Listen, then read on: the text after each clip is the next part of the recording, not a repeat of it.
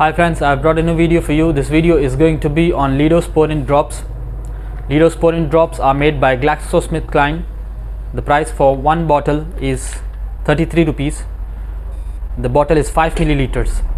It has 10,000 units of polymyxin B sulfate, 50 milligrams of lignocaine HCl, 0.92 milliliters of propylene glycol, and the usual dosage and administration for Lidosporin is 3 drops 3 or 4 times daily into the affected ear.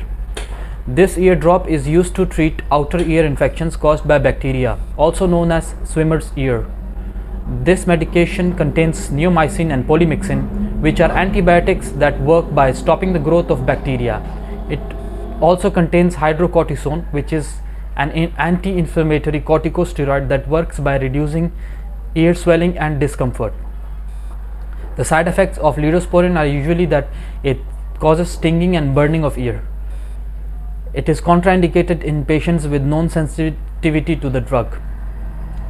I hope you like the video. Please like and share our channel, subscribe to our channel. Thank you.